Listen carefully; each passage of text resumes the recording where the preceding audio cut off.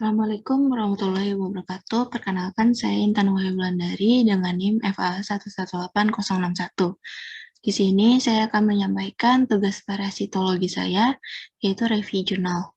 Di sini untuk jurnal yang saya pilih, yaitu jurnal yang ditulis oleh Wulan Dwi Fortunasari, Endang Sri Murni Kusmintarsi, dan juga Edi Riwidiharso dengan judul Survei Nyamuk Julek sebagai vektor filariasis di Desa Cisayong, Kecamatan Cisayong, Kabupaten Tasikmalaya pada tahun 2016. Jurnal ini diterbitkan oleh Biosfera dengan volume nomor 33 nomor 3 di halaman 142 hingga 146. Kemudian untuk bagian pendahuluannya, di sini filariasis limfatik merupakan salah satu penyakit menular yang masih menjadi masalah kesehatan di dunia. Penyakit ini disebabkan oleh cacing Filaria worcesteria bancrofti, Bruguiera malayi, dan Brugia timori yang menyerang saluran dan kelenjar getah bening serta ditularkan oleh berbagai jenis nyamuk. Indonesia sendiri sebagai negara endemik terbanyak kedua di dunia dengan kasus filariasis kronik dan kematian tertinggi. Pada bulan Juni tahun 2013, Kabupaten Tasikmalaya berada di urutan ketiga tertinggi di Provinsi Jawa Tengah, yang tersebar di 27 kecamatan. Dan Kecamatan Cisayong merupakan salah satu kecamatan endemis filariasis dengan microphilia rate lebih dari 1%. Jenis nyamuk Culex Quinquefasciatus dikenal sebagai vektor filariasis worcesteria bancrofti. Nyamuk Culex aktif pada malam hari dengan jarak terbang maksimum 5 km dari tempat perindukan. Tujuan dari penelitian ini yaitu untuk mengetahui spesies, angka infeksi, parasititas, dan padatan larva di Desa Cisayong, Kecamatan Cisayong, Kabupaten Tasikmalaya.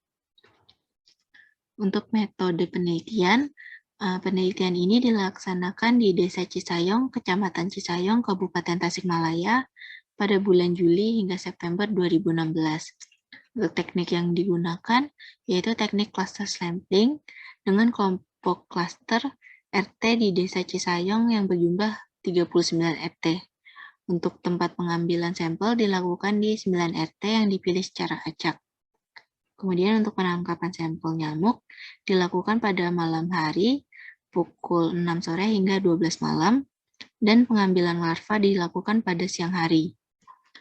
Penelitian ini dilaksanakan dalam beberapa tahapan, yaitu penangkapan nyamuk, identifikasi nyamuk Culex, pemeriksaan parasititas, pemeriksaan larva microfilaria di dalam tubuh nyamuk, penangkapan larva nyamuk Culex, identifikasi larva nyamuk Culex, dan juga analisis data. Di sini ada beberapa data yang akan dianalisis, yaitu angka infeksi dengan rumus jumlah nyamuk positif larva microfilaria per jumlah nyamuk yang dibedah dikali 100. Kemudian analisis data parasititas, yaitu jumlah nyamuk paraus per jumlah nyamuk yang dibedah dikali 100. Dan juga analisis data dari kepadatan larva, yaitu jumlah jentik ditangkap per genus per jumlah cidukan jentik. Kemudian untuk hasil dan pembahasan. Untuk sampel nyamuk Culex yang didapatkan di 9 tempat sampling, didapatkan sebanyak 357 ekor nyamuk, di mana nyamuk Culex yang ditangkap itu tubuhnya berwarna coklat kehitaman dengan ujung abdomen yang tumpul, palpus yang lebih pendek dari proboscis dengan sayap yang berwarna gelap. Kemudian berdasarkan identifikasi ditemukan 7 spesies Culex, yaitu Culex quinquefasciatus sebanyak 107 ekor, Culex hutchinsoni 29 ekor, Culex sitiens 92 ekor, Culex vishnui 76 ekor, Culex pseudovishnui 14 ekor, Culex Tritaenoniotrinchus 28 ekor, dan Culex gelidus 11 ekor. Di mana dari 357 ekor Culex Ini yang dibedah tidak ditemukan larva microfilaria sehingga angka infection rate-nya untuk seluruh jenis Culex-nya itu 0%. Hal ini disebabkan dikarenakan di Desa Cisayong telah melakukan pengobatan massal atau pompi filariasis sebanyak 1 tahun sekali sebanyak 5 kali dari tahun 2007 hingga tahun 2013.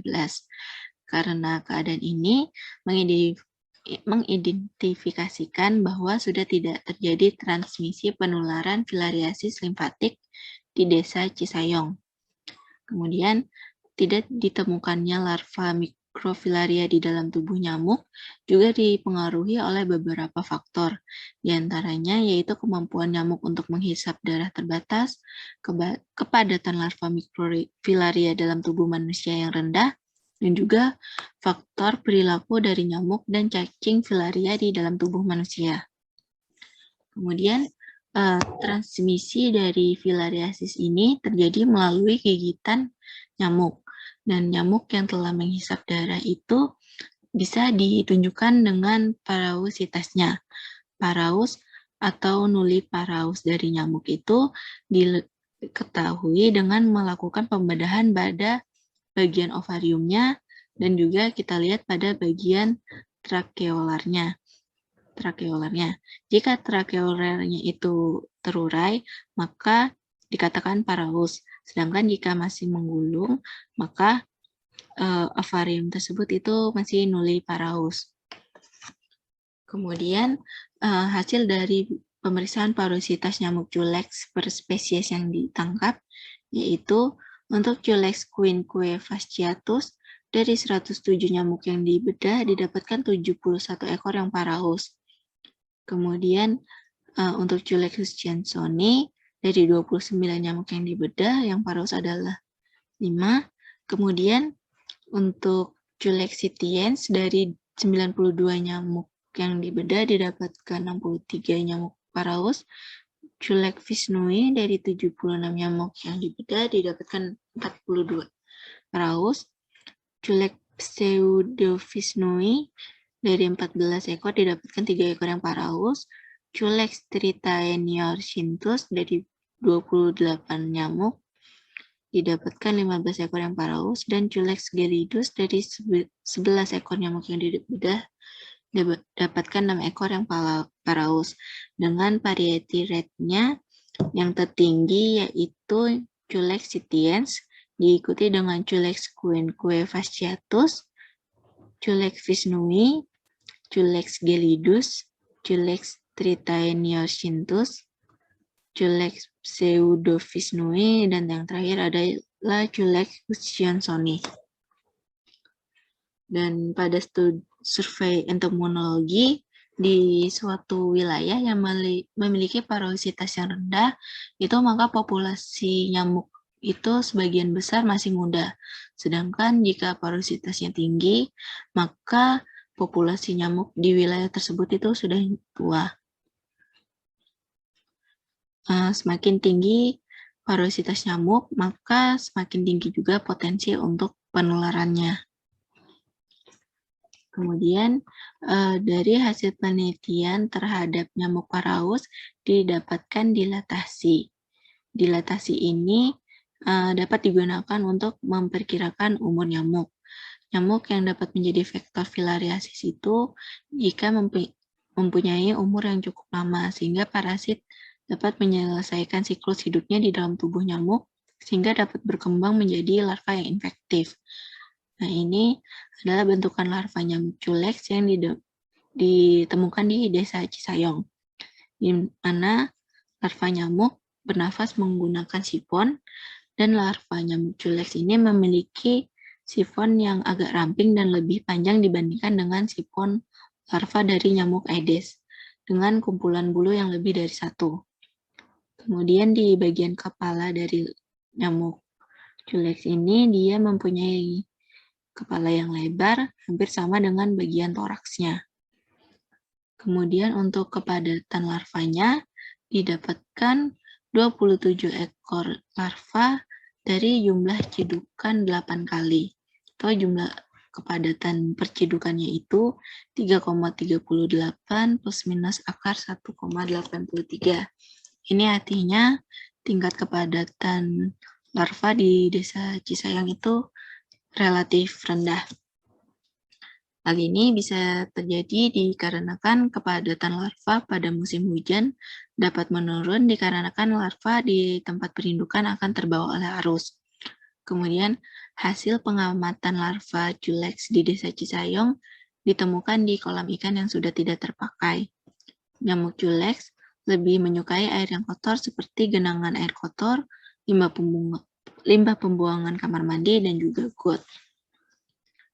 Untuk kesimpulan, nyamuk culex yang ditangkap di Desa Cisayong yaitu Culex quinque fasciatus, Culex hutchinsoni, Culex sitien, Culex visnui, Culex pseudovisnui, Culex tritaeniorhynchus, dan Culex gelidus. Yang mana nyamuk culex yang ditangkap di Desa Cisayong tidak ada yang mengandung cacing filariar. Parosititas nyamuk culex di Desa Cisayong yang cukup tinggi dan parosititas tertinggi ada pada spesies Culex sitiens. Kemudian untuk kepadatan larva nyamuk culex di Desa Cisayong relatif rendah. Sekian penyampaian saya tentang review jurnal ini. Mohon maaf apabila terdapat kesalahan. Sekian dari saya, terima kasih.